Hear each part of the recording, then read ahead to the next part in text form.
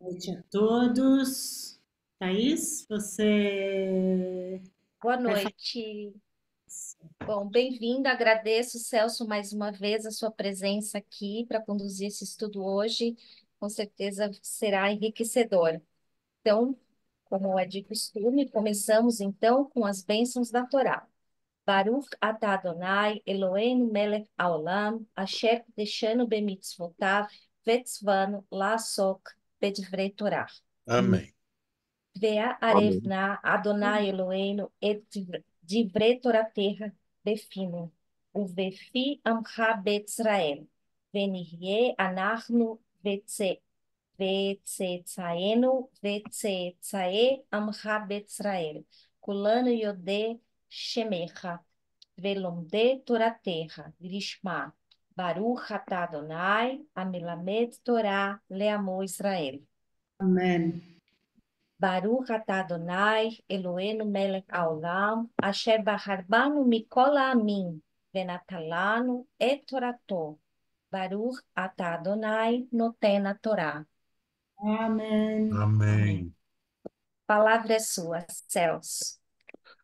Bom, gente, boa noite. É, é um prazer enorme estar com vocês de novo. Eu tenho um carinho muito grande pelo que a Eilat Neshama. Dá boa noite a todos. Destaco, vejo pessoas queridas e destaco, enfim, hoje estamos nacionalmente conectados. Presença do Marcos Trosberg, de Fortaleza. Saúdo a todos. E, enfim, é um grande prazer. Dani, boa noite. Eu, enfim, tinha combinado, desde que acertei com o Davi, com o Celso, a questão de Noah, primeiro porque tenho uma relação carinhosa com essa paraxá. Noah é a paraxá do meu bar mitzvah, né?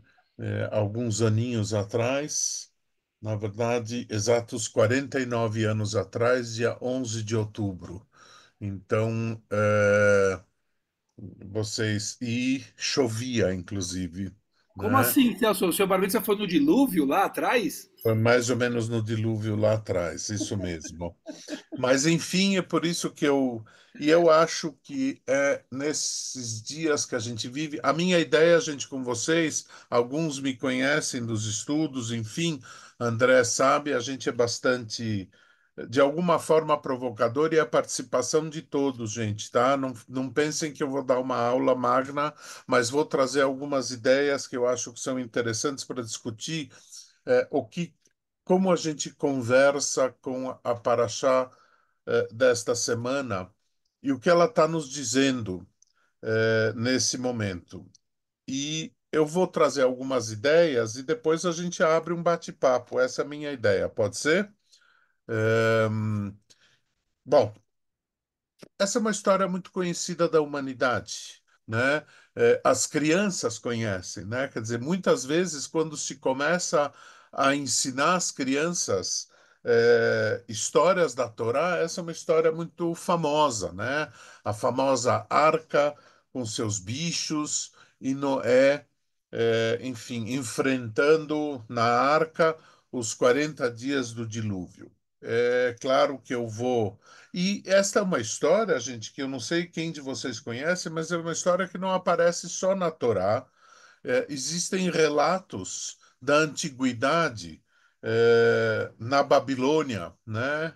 Que também há relatos de, enfim, dilúvios destruidores, né? O rito, a história de Gilgamesh e assim por diante. Mas eu acho que assim a gente tem sempre como costume trazer digamos, para reflexão no judaísmo, essa questão, e eu vou trazer para vocês algumas ideias para a gente pensar juntos no que acontece. É, primeiro, uma das ideias que eu queria trazer para vocês é o seguinte: é a figura de Deus nesta paraxá. Ela é uma figura muito curiosa. E eu acho que a gente pode, digamos, pensar um pouquinho em cima desta figura. Deus presenciou no final da paraxá passada, né, algumas cenas que ética e moralmente a gente pode pensar, né? Principalmente uma frase que ele ouviu de um dos irmãos do primeiro casal, né? E que é bastante complicada. E eu acho que não dá para a gente começar Noah sem pensar no final de Parashat Bereshit, né? E que é quando Caim, Deus pergunta para Caim onde está seu irmão? E qual foi a resposta dele? Eu sei. Por acaso eu tenho que ser o guardião do meu irmão? Ashomer achi anochi, né? Em hebraico. Eu, por acaso, tenho que ficar cuidando dele? Deus escuta isso, reage. E eu diria que Deus começa a pôr as suas barbas de molho, como a gente fala, né? Algo deu errado na criação. A criação que ele mesmo criou. Não é verdade? Ele criou o céu e a terra, ele criou toda aquela descrição impressionante de Bereshit, dos primeiros capítulos, do primeiro capítulo principalmente, e algo aconteceu com esta criação. Então, a primeira pergunta que eu faço para vocês nessa nossa reflexão é: Deus se arrependeu da criação? E muito interessante que a Torá, Parashat Noach, começa com uma frase que nos contextualiza, né? Que ela diz o que está acontecendo nesse mundo, né? E vocês veem logo no comecinho, né? Vatimale haaretz Hamas. Olha que impressionante. É, vejam a palavra, né? Palavra que no, na contemporaneidade adquiriu um outro sentido, né? Mas e se encheu a terra de maldade. A primeira pergunta que a gente faz é: não é muito estranho isso? O que será que aconteceu? Deus criou a terra, Deus criou a natureza, Deus criou os seres vivos e Deus criou o homem, né? Deus criou o ser humano e de repente Vatimale haaretz Hamas, e a terra se encheu de maldade. Não parece estranho, gente? Deus criou errado? O que será que aconteceu com esta criação? Deu zebra, né? Quer dizer, e aí Deus olha e se arrepende. Muito bem. Essa é a primeira questão que eu queria colocar para vocês para a nossa discussão. A segunda,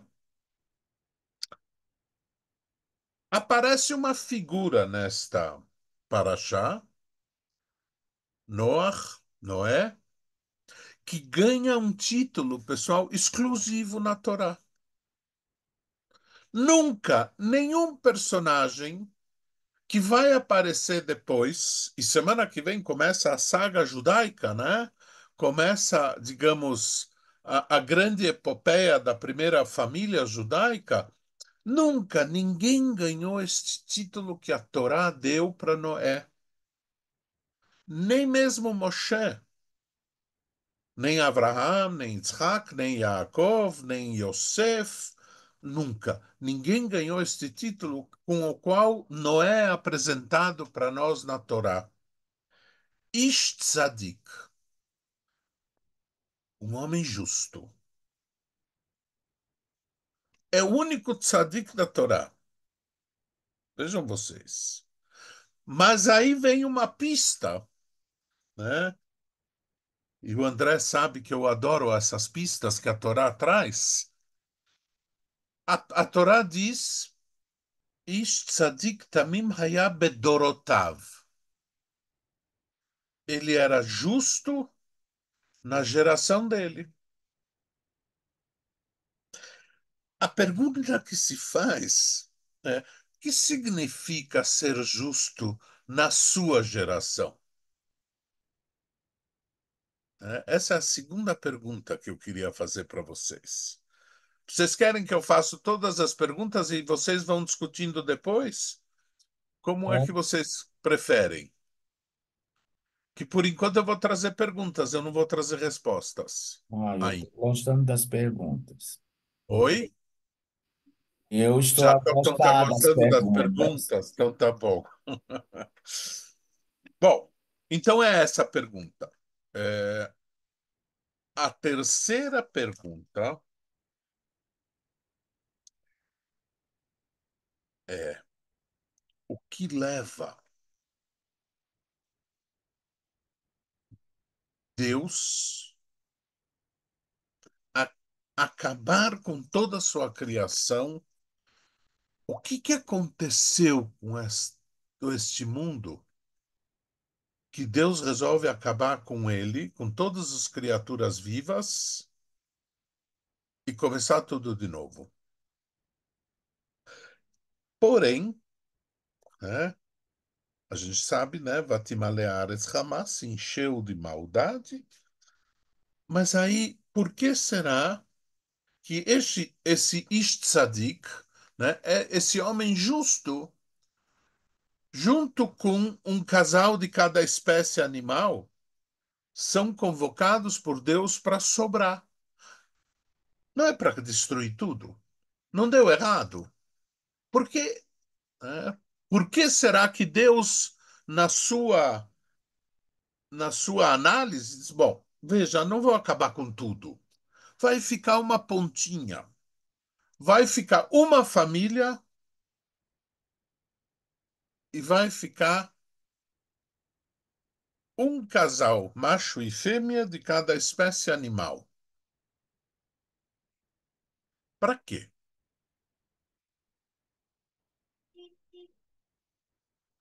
Bom, e a quarta e última pergunta, gente, é: sabemos o que aconteceu, né? Não preciso contar. Acontece o dilúvio, Deus manda Noé construir, Noé respeita cada instrução de Deus, constrói a arca, leva os bichos, 40 dias, ele vai, e aí, uma curiosidade. Deus manda Noé construir uma janela. E aí eu quero que vocês pensem que metáfora tem em Noé ter construído uma janela nesta arca. Bom, e todo mundo sabe que ele manda a pomba volta, sinal que não terminou ainda, porque ela volta para o lugar seguro, ele espera mais um tempo, vai de novo, a pomba traz uma folha de oliveira, mas ela volta. E na terceira, a pomba vai embora e não volta mais, sinal que terminou o dilúvio. Noé pode sair, Noé faz um altar, constrói um altar para Deus, e Deus conversa com ele. E Deus fala, olha, e Deus faz um pacto. E é um pacto muito especial, gente, como nenhum outro pacto da Torá. Talvez essa é uma das grandes, é uma das importâncias da Parashá de Noach. E a minha pergunta é: por que esse pacto é tão grande? Por que tem este peso? Tanto é que esse pacto tem um simbolismo na natureza e todos sabem qual é, não é? Qual é, gente? Lembram-se? O Qual? arco-íris. O arco-íris. O arco-íris. Né? Quer dizer, é a primeira vez e talvez a única que Deus faz um pacto que tem uma comprovação eterna na natureza. Bom, gente, é isso que eu queria saber de vocês. Eu queria conversar com vocês sobre essas 4 perguntas, né? 4 perguntas são sempre boas no judaísmo, né? A gente faz as 4 perguntas de Pessach e assim por diante. Então é isso, gente. O que aconteceu com Deus? Se arrependeu. Deu errado. Por que ele chega a esse ponto, então, de querer destruir a terra? De destruir, não a terra. Erro meu. Destruir o homem e todos os seres vivos. O que aconteceu, gente? E por que aconteceu? A fábrica foi errada? E vocês acham, gente? O que aconteceu? Dani? Olha, eu acho, Celso, essa primeira pergunta, Ah, ela está respondida no finalzinho de Bereshit para a gente de forma muito clara, né? aham, Quando fala Vainachem Adonai ki asa et ha'adam ba'aretz, vaitiatzev el libo. Então ele se arrepende de isso. ter feito o homem na terra. Sim. E aqui para mim é algo muito interessante que eu até comentei. Vaitiatzev libo. E veja, todas as reações humanas que Deus tem, né? Deus vira homem, né? Nesse momento. Mas o que é? A Torá está dizendo que ele se entristeceu. Ele está profundamente triste com o que ele fez. Pouco antes, né, tá dizendo que Deus viu que rabara at ha'adam ba'aretz. Vechol Ele viu. yetzer machshevot libo rak ra kol hayom.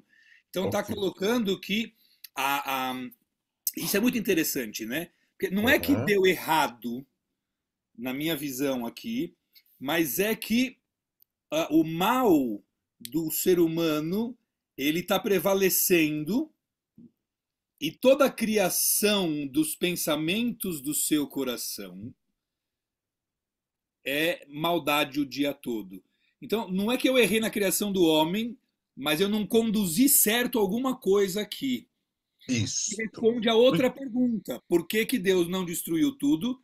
Porque ele tem esperança nessa criação ainda. Que lindo. Lindo, Dani, lindo. Acho que essa é uma boa. E eu acho que assim, então a gente está exatamente dentro dessa questão que você fala, né? Quer dizer, o mal, né? A perversão, né?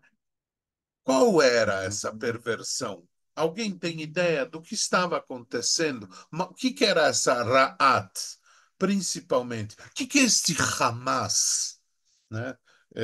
No contexto da Torá, não vamos entrar em assuntos outros, né? Mas o que era este Hamas que a Torá descreve? Que o Dani chamou do mal, que o mal prevalecia, né? André. A sequência, bom, a sequência das tuas 4 perguntas, eu vou tentar respondê-las todas, mas para chegar nessa primeira, existe Uhum, uma palavra importante que vem antes da maldade, que acho que é a sua pergunta, é claro. e se corrompeu. O que Isso, significa se corromper? isso. Segundo corromper, significa que, de alguma maneira, o homem recebeu a mensagem, sim, de qual era a proposta e de qual era a sua responsabilidade. Puxando o Bereshit para trás, existem 2 ou até 3 criações repetidas em textos diferentes, de maneira que entre a primeira, que o homem é um simples espectador, e aí, pela sua ambição, ele resolve sair do paraíso para escrever a sua própria história, e escrever sua própria história implica em ser responsável por ela. O que significa que também a primeira criação ela funciona na base de um mundo de espelhos. Deus enxerga a sua criação como se ele se enxergasse no espelho. E para se enxergar no espelho, existe um diálogo. Houve esse diálogo, sim. A primeira proposta da criação é este diálogo. Ele conversa com a criação e com a sua última criação, o homem. André, desculpa a intromissão. O que te lembra o diálogo nesse processo? Que filósofo contemporâneo judaico lembra? Heschel, Heschel e mais um, não sei. Martin Buber. Martin Buber, eu e tu, Eu é e tu. verdade? É o Isso. homem conversando consigo mesmo. É o E com espelho, Deus. com Deus. E Deus conversa com o homem. É. Então, esse diálogo, Deu certo essa conversa? não. Isso. Posso rápido adicionar uma coisa nisso? Desculpa, André. Essa conversa com o espelho, ela tem uma qualidade muito interessante que é, se eu estou com uma simpatia muito grande, eu estou muito perto do espelho, eu não vejo nada. É Eu preciso verdade. distanciar desse espelho para poder enxergar alguma coisa. Eu preciso ter alguma antipatia com Dani, aquela. quem chegou muito perto do espelho que não deu mais nada, nesse caso? Uau! Para encher a Aretz Hamas? O Acho homem. A que serpente, Adão e não. Eva, quando comem o fruto do conhecimento do bem e do mal. O homem. Agora, essa é muito importante. Fala, André, continua que depois eu vou. Não, bom, enfim, Bom, tem temos Heschel, você trouxe, acho que assim, tem Heschel, Avraham Yoshua Heschel, gente diz claramente que Deus e o homem são parceiros da criação. E que Deus e o homem têm compromissos neste mundo. Ou seja, há uma equiparação entre estes personagens, Deus e o homem, ou eu e tu, digamos como Martin Buber desenvolveu depois, que muito provavelmente deu errado. Não houve conversa. Começou a conversa de surdo-mudo.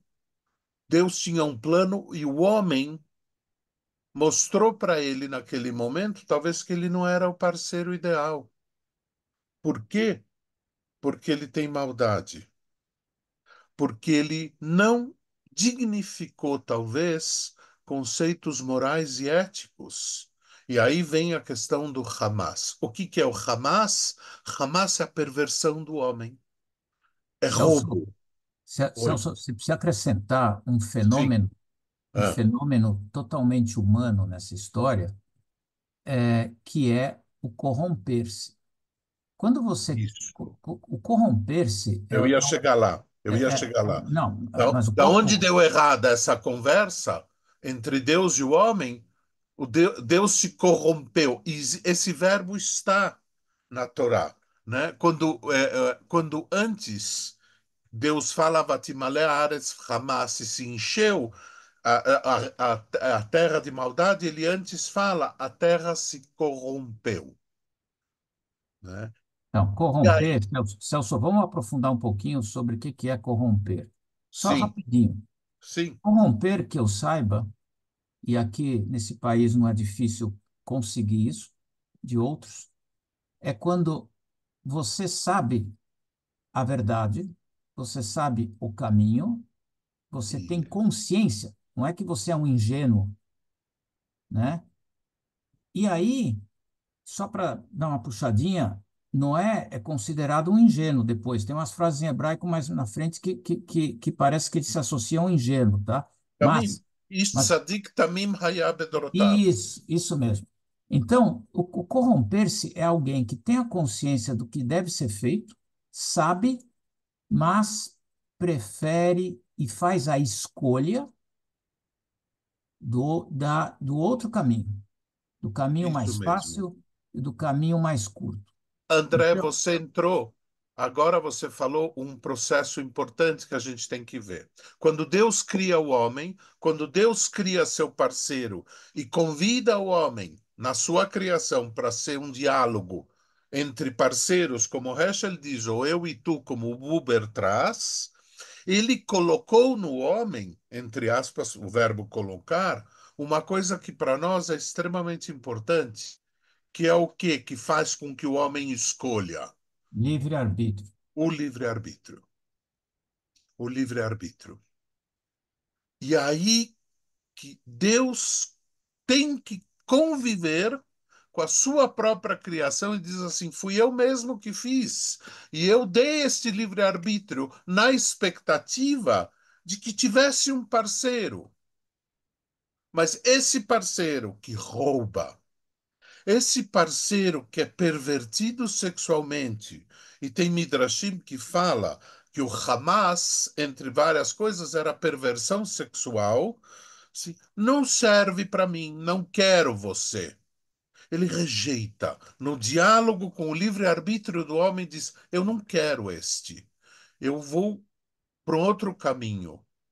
Eu vou começar de novo. Né? Por quê? Porque ele viu que o homem, como você bem disse, André, em Bereshit, num determinado momento, eu não sei se vocês lembram, que o homem, no seu livre-arbítrio, conversa com Deus sobre a sua criação. Quando ele cria Eva, Havá, qual é a afirmação de Adão quando acorda e vê? Que deu origem a vários mitos. Eu não vou entrar agora na história de Lilith, mas enfim, Zotapam, ele fala: esta vez é da minha laia, é do meu bando. Então, aquele homem que Deus tinha criado responde, conversa com ele e de repente se perverteu, se corrompeu, como André disse. Não é inocente, ele é mau por conta do seu livre-arbítrio. Michel levantou a mão. Fala, Michel. Eu ia chegar no livre-arbítrio, você trouxe ela antes. Mas que é isso, quer dizer, é, não é que Deus fez o homem mal, ele deu o livre-arbítrio para ele escolher entre o bem e o mal. E muitas vezes, e a gente fala, e nós somos, e Deus criou o homem à semelhança de Deus. Esse é o Então, pior, né? também, Quer e dizer, também, então, é aí que vem a história. Também Deus tem um pouco de bom e um pouco de mal.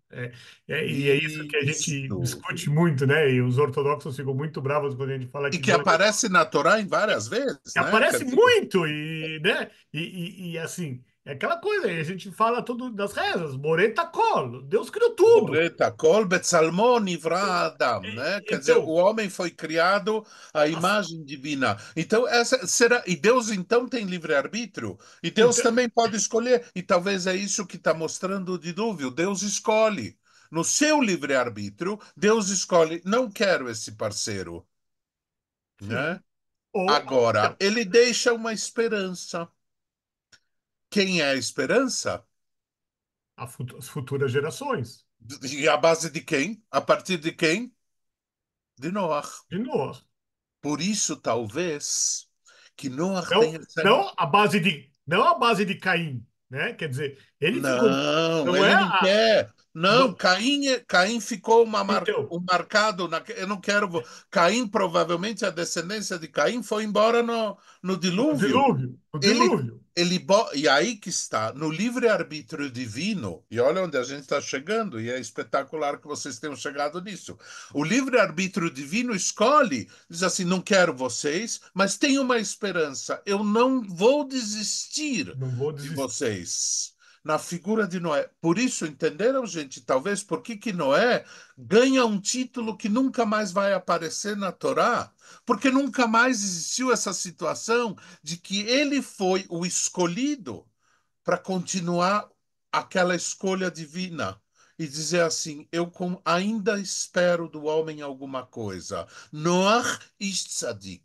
Esse homem justo é quem talvez vai alimentar a minha esperança de que possa vir um homem melhor. Que possa ir de acordo com a minha criação e que seja meu parceiro de E que fato. ele possa, e que Deus possa melhorar através dos melhores, Deus também fica melhor. E aí Exatamente. vai a parceria, né? Vamos dizer, do bom com o bom, mas E permeado como pelos é? Aí que maus, está. permeados E pelas rapidinho, pessoas maus. Michel, e como é que Deus mostra que ele pode melhorar? Na minha quarta pergunta, Fazendo um começa a pacto. aparecer uma resposta, fazendo um pacto. E Ah, diz: Eu Marcos, não vou mais acabar com vocês, nunca mais. E aqui jamais. está o meu pacto eterno.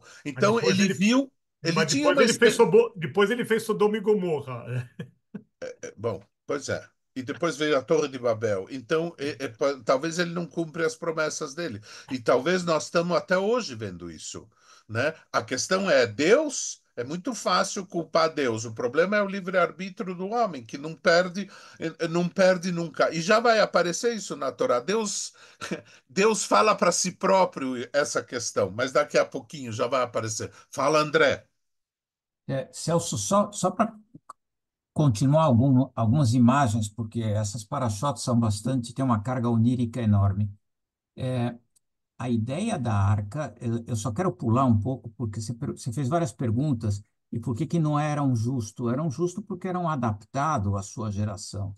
Então, o adaptado é importante. Muito, muito parecido com a sina, ou o enredo da errância judaica pelo mundo. Agora, a ideia da arca e da janelinha que você falou, eu vejo a seguinte história. Para que você seja um justo na sua geração e seja salvo, você tem que ser diferente. E você tem que ter coragem de querer ser diferente, porque dentro de uma arca você está totalmente isolado do mundo.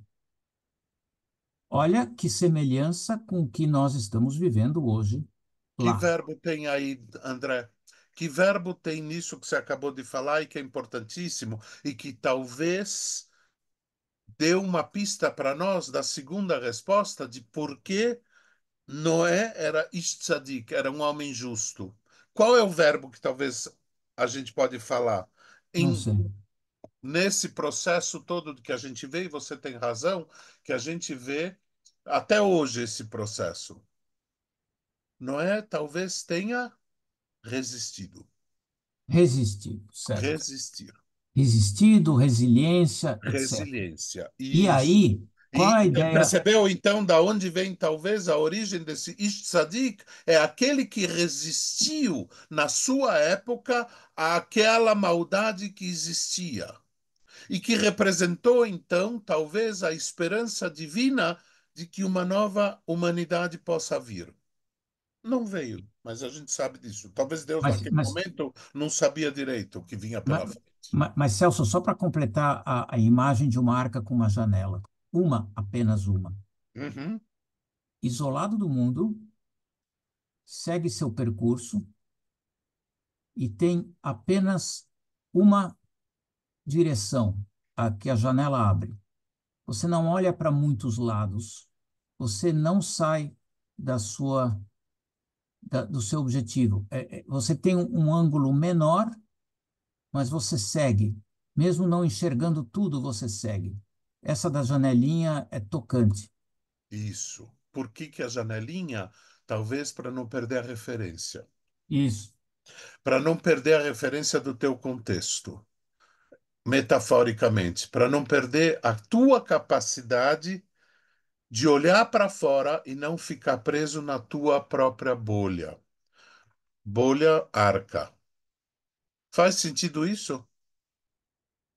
Porque você, de alguma maneira, né, Deus de propósito diz assim: fica olhando, olha para fora. O que eu espero de você como parceiro, se você é tão tzadik, é que não olhe só para si próprio. Conta o Midrash que Noé foi tentar salvar. Deus avisa ele, ele foi tentar salvar, ninguém deu ouvidos para ele, né? Então, e ele não discute como Deus, como o personagem da semana que vem. Abraão discute com Deus, mas Noé resiste. Mas ele tem uma referência. A janela serve como um olhar para fora. E essa talvez é uma das questões importantes para a gente manter a perspectiva. Quem que estava? Dani, né? Depois acho que Jacobson. Não sei quem é primeiro. Tudo bem, Jacobson? Posso falar? Você Obrigado. não já falou demais, eu não falei uma vez. Bom, acho que você Fala. recebeu a resposta, Dani. Dani, pode falar. É, eu queria trazer um questionamento que a gente está falando da perversidade, né, da corrupção do homem, mas também no finalzinho de Bereshit, antes de Deus falar que está desagradado com a criação, a gente tem uma passagem que é bem difícil de entender, que fala dos filhos de Deus, imagino eu que seriam anjos, que se afeiçoam pelas mulheres humanas e que pegam as mulheres como esposas e têm filhos com elas.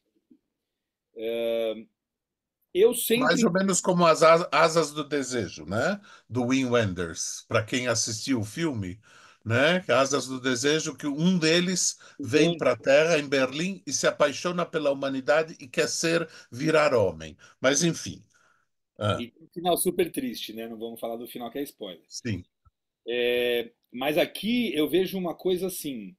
Ao mesmo tempo que eu olho para a serpente como o que vai corromper o homem, e acho importante a gente deixar claro aqui que só pode ser corrompido aquele que tem valores, né? Então, se aham, corromper quer dizer eu vou contra os meus valores por algum motivo externo, certo. dinheiro, ganância, status.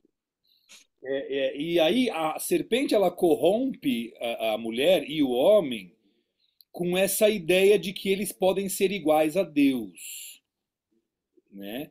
E mais uma vez aqui a gente vê essa corrupção surgindo depois de uma situação onde a humanidade é um pouco elevada ao nível dos anjos, uma vez que você tem filhos híbridos ali, né?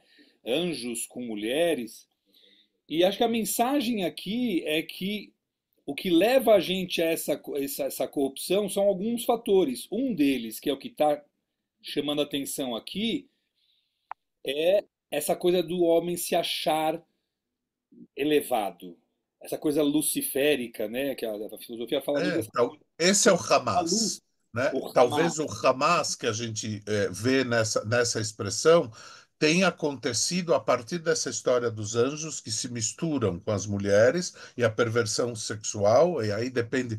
Vários comentaristas ao longo dos séculos foram atrás do que significava esse Hamas, e talvez tenha a ver com isso, e tem a ver com a tentativa arrogância do homem, não só se achar como achar que a sua própria arca é o único mundo que existe, né? Então, A, a isso, Débora colocou, a rapidão. Débora colocou uma coisa que é importante, né? Quer dizer, essa talvez é a perspectiva do todo, né? Quer dizer, e é isso que às vezes o homem perde. O homem, na sua arrogância, na sua prepotência, na tentativa da verdade absoluta, e aí ele quer se igualar a Deus como a única verdade, a verdade com letra maiúscula, ele se corrompe.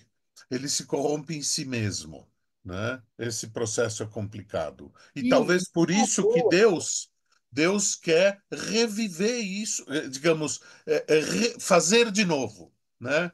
Uma sim, renovação desse processo. e não é à toa que essa paraxá termina com uma história curtíssima, mas que traz essa mensagem e traz mais uma mensagem que para mim é fundamental nessa paraxá. Quando a gente fala da Torre de Babel, Deus começa dizendo que o mundo tinha uma só língua e um só discurso. A gente imagina aqui uma coisa homogênea, né? Um só discurso, todo mundo É falava a mesma O Imagine do John Lennon. Imagine do John Lennon, exatamente. E eles decidem se fechar na sua arca. Como? Eles não usam mais pedras, eles produzem os próprios tijolos, eles não usam mais argamassa, eles usam piche e vão fazer uma torre. E aí vem O uma que é frase, a arrogância do homem que quer chegar até o arrogância, céu. é chegar até o céu. E aí vem uma frase que para mim é fundamental da gente entender, que Deus fala, o ser humano tendo uma só língua e um só discurso, nada é impossível para ele conseguir. Isso. Mas Eu acho vamos que ouvir o aí já não Jacobson, que eu quero trazer uma nova aí não ideia. impede, entendeu? Eu acho que aí que Ouça. está a mensagem. A gente precisa voltar a ter, em alguns aspectos, viva a diversidade, mas em Isso mesmo. outros temos que ter um discurso só, Vamos humanidade. lá. Jacobson. Ah, querido, eu passo, já passou. Eu já deixa para outro, tá? Obrigado. Oi? Não? Não? Tá. Gente, o que eu queria trazer em cima de tudo isso que nós estamos falando é assim, é exatamente isso que a gente tem. Ou seja, Noé como homem, a tentativa e a esperança divina, né? De que não haja mais, talvez essa competição que André escreveu, mas que Deus possa renovar um diálogo com seu parceiro. Fica claro isso, gente? Quer dizer, é uma nova tentativa. Deus dá uma nova esperança para si mesmo. Assim, bom, quem sabe vou tentar com Noé. E, enfim, ele faz. Agora, e aí a minha quarta pergunta, né? Quer dizer, o que que significa esse pacto eterno? Que significado tem esse pacto? Ou seja, Deus percebe que não dá para ele continuar ou renovar esse processo sem um novo pacto. E vejam vocês que é um pacto muito diferente do que o pacto que ele vai fazer na semana que vem com Abraham, na promessa do povo. Este pacto, com quem foi feito, gente? Este pacto da humanidade. E por isso, talvez, a ideia do arco-íris de uma perenidade, de uma eternidade do pacto.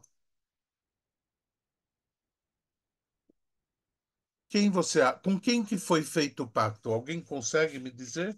Nem Noah, com toda a humanidade. Com toda a humanidade. Com toda a humanidade. Muito bem, Dani. Acho que isso é muito importante. Quer dizer, é a primeira vez que Deus, no seu processo do dilúvio, faz um pacto com a humanidade. Qual é o teor desse pacto, gente? Vocês sabem qual é? As leis de Noé, né? Que aparecem depois. Mas eu queria me ater, gente, por quê? Porque o que que significa essa paraxá? Uma experiência não só humana, mas uma experiência divina.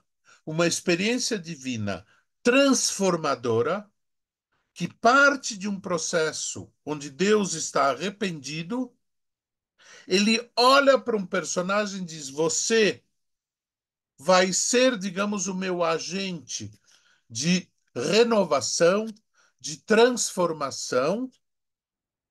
Eu vou destruir tudo o que eu fiz em troca de um novo melhor.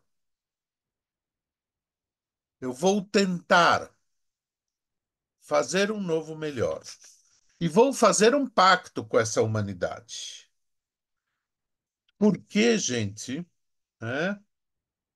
Porque tem uma frase que eu acho que talvez dessa paraxá é uma das mais profundas e preocupantes. Alguém tem aí a paraxá perto? Michel, você tem aí? Leia para nós o capítulo 8, versículo 21. Prestem bem atenção, gente. Talvez a gente vai poder nós temos mais 11 minutinhos, né? E eu queria trazer para vocês. Perceberam esse processo que aconteceu com Deus? Né? Quer dizer, dentro de toda essa história tem um processo importante de transformação da figura de Deus na busca de um novo parceiro. E aí só que ele faz o pacto, mas ele se internaliza de uma coisa importante. Michel, leia para nós. 8:21. Isto. O Eterno, inalando a fragrância tranquilizadora, pensou: Nunca mais levarei destruição ao mundo por causa do que as pessoas fazem, pois a mente humana se inclina para o mal, desde a juventude. Olha Nunca, lá, gente.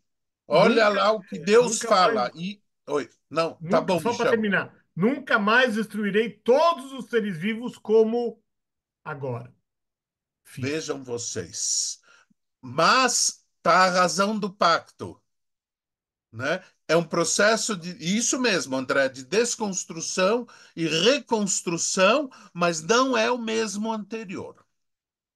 Olha que impressionante, gente. Não é igual, não é mais como o Bereshit, porque Deus teve uma experiência própria e ele fala: o mal existe neste meu parceiro desde a sua infância.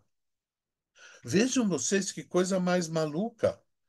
Deus constata que a sua própria criação, aquilo que ele mesmo criou, na sua imagem e semelhança, tem maldade desde a infância. Mas ele mesmo assim diz: eu vou fazer um pacto, eu não vou mais destruir, mas eu tenho que conviver, né? Vocês lembraram, depois vem Sodoma, Gomorra, enfim, e tantas outras coisas, até que a gente consegue chegar em 2024, né?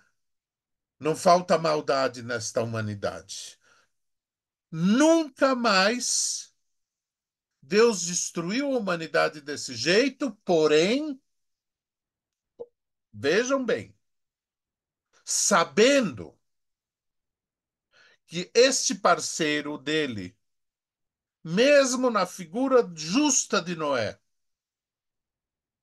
que foi ao acabar, né? Michel leu o versículo, ele cheira, né? O altar que Noé fez e tudo certinho, quer dizer, Noé dá um sinal para ele, diz assim: eu topo ser teu parceiro nesta nova criação.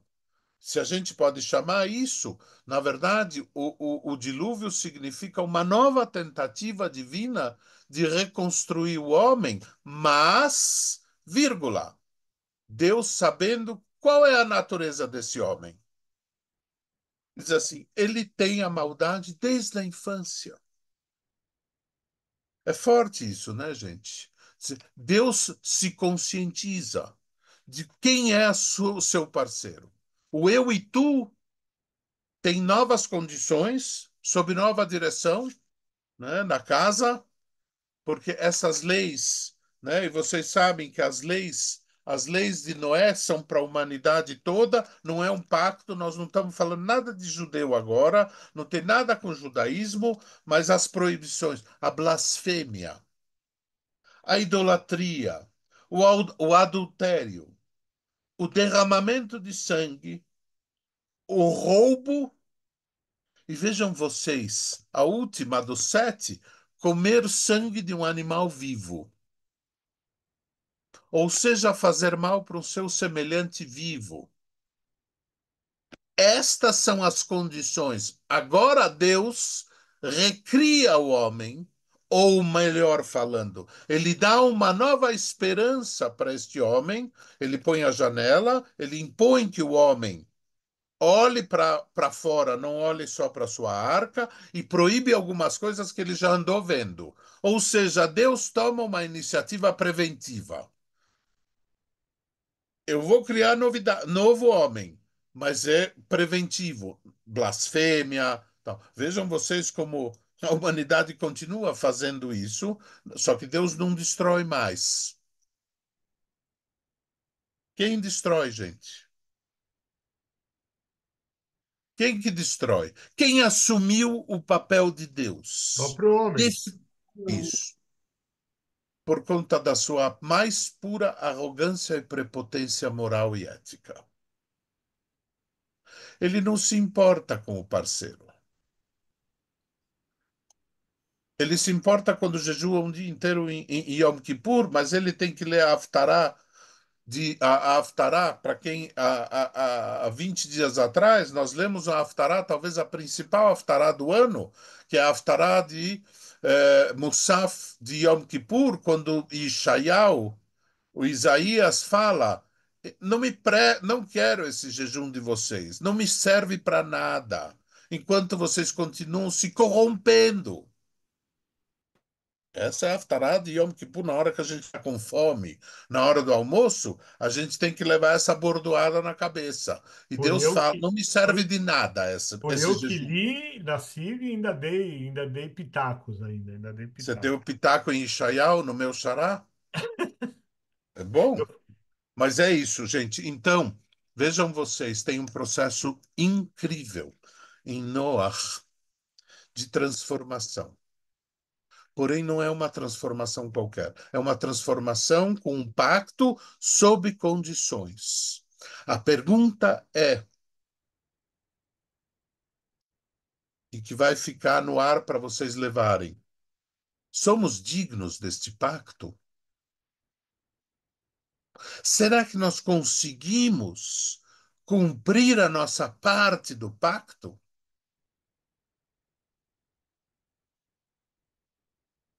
Acho que talvez essa é uma das questões fundamentais para pensarmos. Por um lado, nosso parceiro, consciente que somos, que temos o mal dentro de nós desde a infância, nos impõe um pacto lindo. Que coisa mais bonita do que a gente vê um arco-íris, né? E o que é o arco-íris?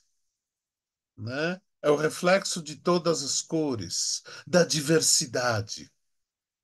Não é à toa que o movimento LGBTQIA+, adotou para si próprio, né, essa questão do arco-íris. O arco-íris é lindo, mas o arco-íris vem simbolizando o pacto para não sermos o que éramos. O problema é que nós temos a teimosia da arrogância de continuarmos sendo. Deus é que desistiu de destruir a gente. Carol, Eu tenho uma curiosidade, Celso. sim, O que acontece quando a gente vê dois arco-íris? quando a gente faz, A gente vê dois arco-íris ao mesmo tempo. Eu sempre me perguntei o porquê disso. Você bebeu muito, não, Carol? Não, não, não, não, não, não, não, não, não. Você quer saber o judaico fisicamente é uma refração sobre uma refração. na verdade é assim. Talvez está Deus querendo lembrar duas vezes do pacto.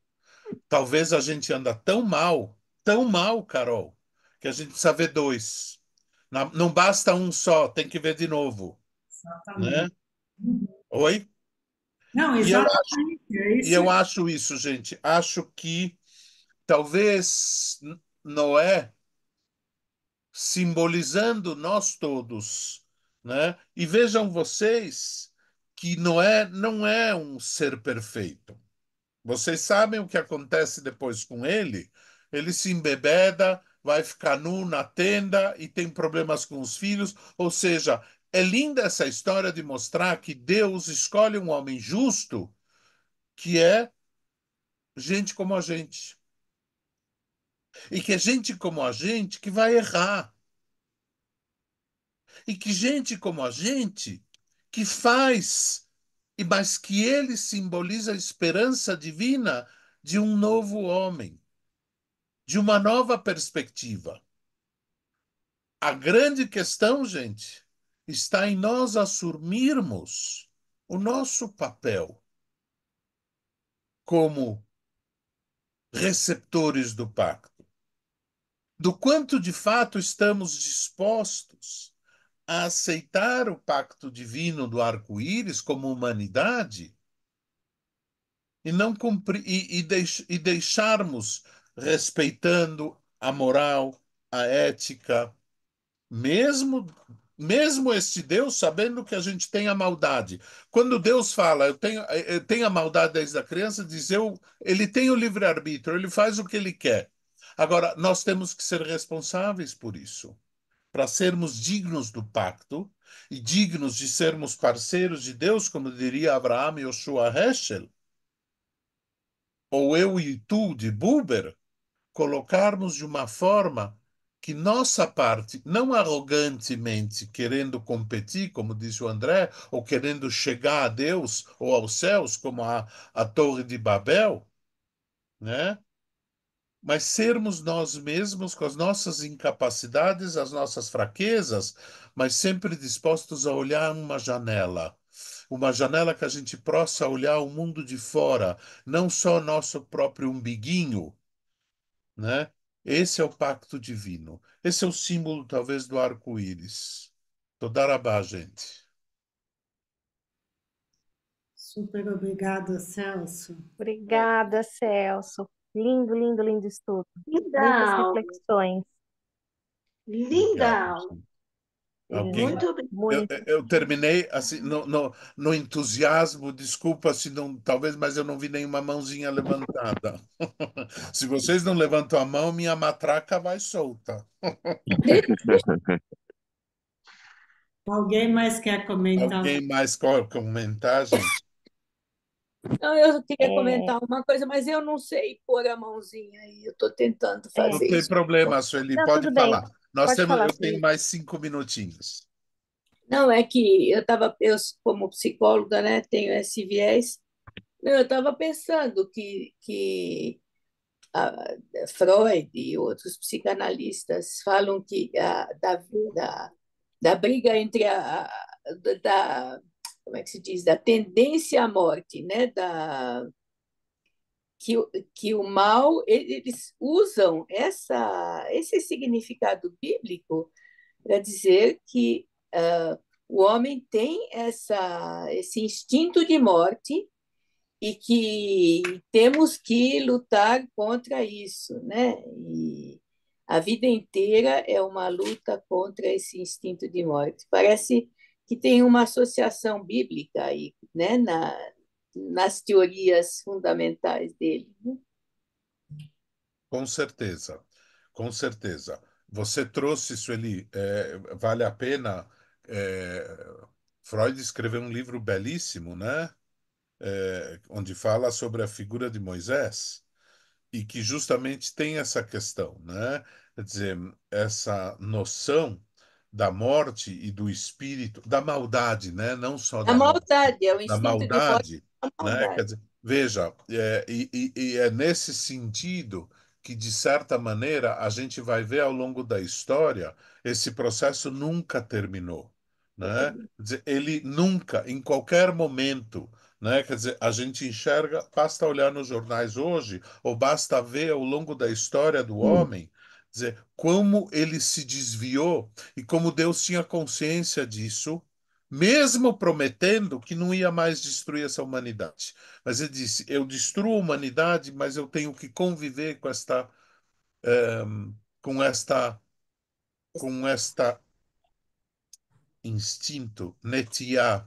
Dani, me ajuda, netiá, com esta Eu diria, Celso, eu devo me acostumar com com esse com esse enredo. direcionamento para o mal, né? Com Isso. esta tendência, né? O enredo se repete, Celso. O enredo se repete, o enredo se repete. É só o parceiro, talvez, que fez uma promessa para si próprio. E aí que eu queria dizer, a promessa de si próprio de conviver com este parceiro, na esperança que simboliza Noé de que um dia este homem melhore.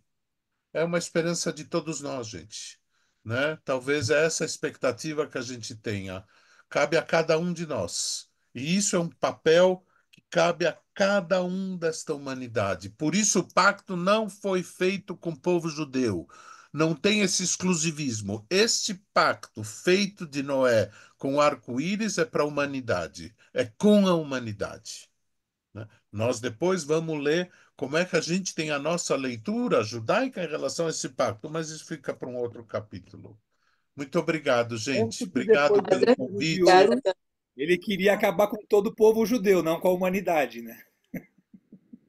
Quem? Mas Isso sim. você não deixou. Depois Não, do isso é bezerro uma de outra ouro, história. ele quis, né, destruir todos os hebreus, mas não a humanidade.